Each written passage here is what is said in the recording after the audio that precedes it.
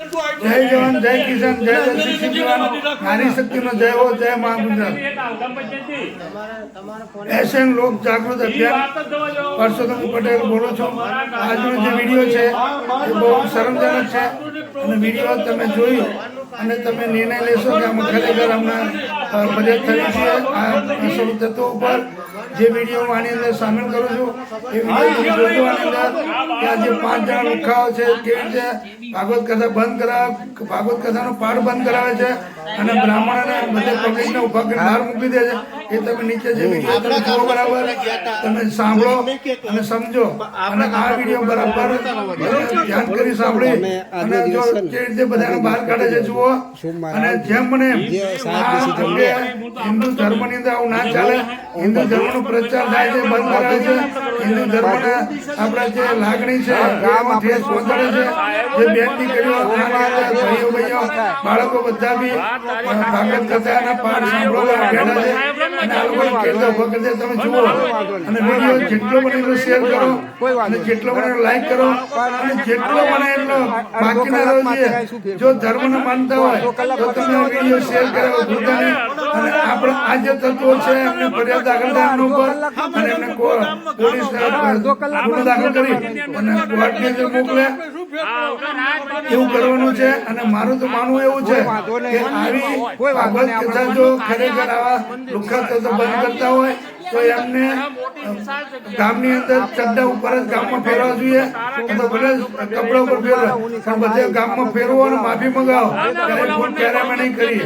એ જે 4-5 મુખ્ય છે ને એમને જે કંઈ હોય તે અને એમાં જે કોઈ હોય તે આમાં મોટા માથા પણ છે પણ મોટા માથા ખાલી નામના છે, બાકી જે કંઈ છે એ ખોટા વિડીયોમાં ઊભા થયા છે અને પ્રસંગ બંધ કરવા માટે આવે છે।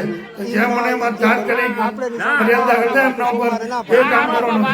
પ્રાથમિક શાળાની અંદર જે વિડીયો બન્યો છે, પ્રાથમિક શાળામાં કોઈ પણ પ્રસંગમાં ચાહે ધાર્મિક પ્રસંગ હોય, સામાજિક હોય કે કોઈ પણ પ્રસંગ થઈ શકે, માટે તમે ચોક્કસપણે આમાં ધ્યાન આપી અને જેટલો મને વિડીયો શેર કરજો અને ઉચ્ચ અધિકારીને જાય, મંત્રીઓને જાય અને ધાર્મિક ના જે કંઈ મોટા સંતો માનતો છે ત્યાં સુધી આ વિડીયો મોકલો। અને આની અંદર ધર્મના બધા સંતો, ધર્મમાં માનતા બધા જ વ્યક્તિઓ મળી અને આની અંદર એટલા બધા શેર કરો, એટલો બધો વિડીયો શેર કરો કે એમના પર ગુનો દાખલ થવો જોઈએ। કોઈ પણ રીતે આમાં ચાલે જ નહીં। અને બીજું કે આ સ્કૂલની અંદર જે પ્રોગ્રામ થાય છે એવું આ લોકો કહે છે, તમે સાંભળો બરાબર સાંભળો કે અહીંયા સ્કૂલમાં પરિપત્ર આવી ગયો છે કે સ્કૂલમાં પ્રોગ્રામ ના થાય, પણ એવો કોઈ પરિપત્ર નથી। આ તો ગામડાની ભોળી પ્રજાના ડરાવે છે અને આ લોકો અસલ તત્વો છે, આ લોકો મળી ગામની અંદર બધાને ખોટા ડરાવે છે। એટલે સાહેબ મારી વિનંતી છે કે જ્યાં મને શેર એટલો બધો કરો કે જે આનું પોલીસ અધિક્ષક કચેરી સરખેજ ગાંધીનગર હાઈવે મક્કરવા ગામ ત્યાં મોટી જે નળસરો પોલીસ સ્ટેશન આવે છે એમના અંડરમાં છે। એટલે આજે પોલીસ અધિક્ષકની કચેરીની અંડરમાં નળસરો પોલીસ સ્ટેશન આવે છે અને આ જે વિડીયો છે મુકામ ચોલેટા, તાલુકો વિરમગામ અને જિલ્લો અમદાવાદ, અહીંનો પ્રાથમિક શાળાની અંદર ભાગવત કથાના પાઠ થતા હતા અને આ લોકો અહીં અને જુઓ તમે બરાબર આ લોકો અહીં ભાગવત કથાનો પાઠ બંધ કરાયો અને બધાને બહાર કઢાવ્યા। તો ખરેખર આ લોકોને જેમ મને એમ તાત્કાલિક સજા થાય અને એમના ઉપર ફરિયાદ દાખલ થાય અને એમને કોર્ટમાં લઈ જાય। અને મારું તો માનવું એવું છે, મારી તો એવી વિનંતી હાથ જોડે વિનંતી કરું છું કે આ લોકોને આખા ગામમાં બાંધીને ફેરવો, કેમ કે બહુ મોટું પાપ કર્યું। આપણે કોર્ટની અંદર જોઈએ તો અહીંયા બી ભાગવત ગીતાના હાથ મૂકી અને સોગંદ ખવડાવે છે કે અમે સાચું બોલીશું, ખોટું કરીશું નહીં। તો આ જ ગીતા ભાગવતના બહુ મોટું અપમાન કર્યું છે, બહુ મોટું પાપ કર્યું છે। તો જેમ મને તાત્કાલિક આ લોકોને ધરપકડ થાય એમ આપણો આ વિડીયો જોઈ લો બરાબર। આ વિડીયો એટલો શેર થવો જોઈએ કે પોલીસના પણ ફરજ બને કે ફરિયાદ દાખલ કરે અને ફરિયાદ દાખલ કરશે, જરૂર પડશે તો હું પોતે ફરિયાદી બનીશ, પણ આ લોકો ઉપર કાયદેસર ફરિયાદ દાખલ થાય। કેમ કે એમણે બીજી વાત કે એની અંદર જો સ્કૂલની અંદર જો પ્રોગ્રામો ના થવાના હોય તો આમાં બીજા પણ પ્રોગ્રામો થાય છે, તો કેમ થાય? અને આ કેમ બંધ ભાગવત કથાના પાઠ થતા કેમ બંધ કર્યા? અને એમને જે દુશ્મની હોય, હું એવું નહીં કહેતો, હશે દુશ્મની પણ હશે, પણ આ ભાગવત કથાનો પાઠ બંધ કરાવી શકે નહીં. કોઈ પણ સંજોગોમાં ભાગવત કથાનો પાઠ બંધ ના કરી શકે. અને એમને ફરિયાદ કરી હોય તો ભાગવત કથાનો પાઠ બંધ થાય, પછી એમનું નામ લખીને ફોટો પડી અને જે એમને કરવું એ કરે, એમાં કોઈ વાંધો હોતો નથી. પણ ભાગવત કથાનો પાઠ બંધ કરી શકાય નહીં. બીજું કે આનું વાલી મંડળ હોય છે, સાચું જાણો, દરેક ગામમાં વાલી મંડળ હોય તો એના અધ્યક્ષને પણ જાણ કરી નથી આ લોકોએ. એમાં અધ્યક્ષ પણ નથી જોયેલો, એના સચિવ પણ નથી, એના કોઈ સભ્યો પણ નથી. અને ખોટે ખોટા આ લોકો લુખ્ખા તત્વો આવી અને પોતાનો રૂવક જમાવવા માટે, પોતાની જાત જમાવવા માટે આવી અને આ ભાગવત ગીતાનો પાઠ બંધ કરાવે છે અને બધા જ માણસોને પાછા કાઢે છે. તો આવું ના હોવું જોઈએ. અને આવા તત્વોને ખરેખર સજા થવી જોઈએ અને આવા તત્વો ઉપર ફરિયાદ થવી જોઈએ અને આવા તત્વોને ગામની અંદર ફેરવવા જોઈએ કે ગામની અંદર નાના નાના માણસ, સીધા માણસ જે છે ને કોઈને ડર ના રહે.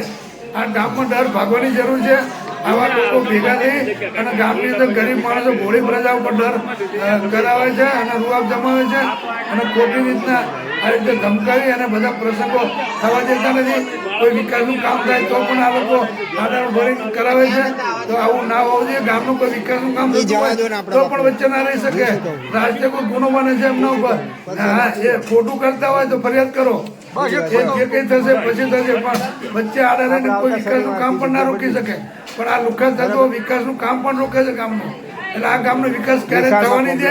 આવા તત્વો બધી જગ્યાએ ઉભા રહે, એમને ફરિયાદ કરી છૂટી. કોઈ પણ કામ કરતા હોય એમને લાગતું કે ખોટું રહે તો ફરિયાદ કરો. હું એમાં તત્પર છું, હું સાથે છું.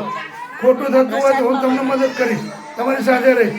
પણ સાચું ધર્મનું કામ ચાલતું હોય, ધર્મના પુસ્તકો વંચાતા હોય, ધર્મના પાઠ થતા હોય અને ગરીબ પ્રજા, ભોળી પ્રજા એને જો ખરેખર ધર્મને માનતી હોય અને આવીને આટલી 500 માણસ, વિચાર કરો, શરમજનકની વાત છે. 500 માણસ અંદર એ પાઠ સાંભળે છે, ગીતા ભાગવતના પાઠ સાંભળે 500 માણસ છે અને એમને જે ઊભા કરી છે જમજમ પોલીસ, એ શરમજનકની વાત છે. જે પણ તાત્કાલિક પોલીસ ફરિયાદ થાય અને ગામની અંદર આ લોકોને બાંધીને ફેરવો અને ગામનો ડર ભગાવો.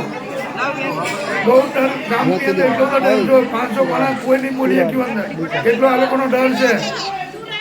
500 માણસ તો કહીએ કે જાઓ તમે જે જાઓ કરી લો, અમે અમારા ભાગવત કથાનો પાઠ કરીશું, પણ કોઈ નહીં બોલી શક્યું. કેમ કે એ લોકોનો ડર જ એટલો બધો છે કે કોઈ બોલી જ ના શકે. એટલે જેમ મને તાત્કાલિક આમના ધરપકડ કરી અને ફરિયાદ થાય અને ગામની અંદર ફેરવો અને બધે માફી મંગાવો કે હવે ક્યારે આ કામ નહીં કરીએ. ત્યારે કોઈ પણ ધર્મનું કામ હશે કે ગામના વિકાસનું કામ હશે, ક્યારે આને નહીં આવી, ક્યાંય પણ નહીં કરીએ. એ રીતે બધે પગે લગાવો અને બધે માફી મંગાવો. અને આ નળસરોવર પોલીસ સ્ટેશનની અંડરમાં આવે છે. વિરમગામ, જિલ્લો અમદાવાદ. નળસરોવર પોલીસ સ્ટેશનના અંડરમાં આવે છે. પહેલા વિરમગામ હતું, અત્યારે નળસરોવર પોલીસ સ્ટેશન નવું બન્યું, એના અંડરમાં આવે છે. અને પોલીસ અધિક્ષકની કચેરી, સર્કિટ ગાંધીનગર હાઈવે, મંકરવા ગામ ગ્રામ્ય, એના એ આ પોલીસ સ્ટેશન એના અંડરમાં આવે છે. એટલે પોલીસ સ્ટેશન જાગૃત થાય અને પોલીસ અધિક્ષકની સાહેબને પણ હું વિનંતી કરું કે તાત્કાલિક જે ધરપકડ કરી ગામમાં ફેરવો અને એમના પર ગુનો દાખલ કરો. સામાન્ય બાબતમાં જો એમને બાંધી ફેરવતા હોય તો આ તો મોટું પાપ કર્યું ધર્મનું. આમાં તો આ ના જ ચાલે, બિલકુલ ના ચાલે, બિલકુલ ના ચાલે, બિલકુલ ના ચાલે. આની અંદર હું 100% વિરોધ કરું છું.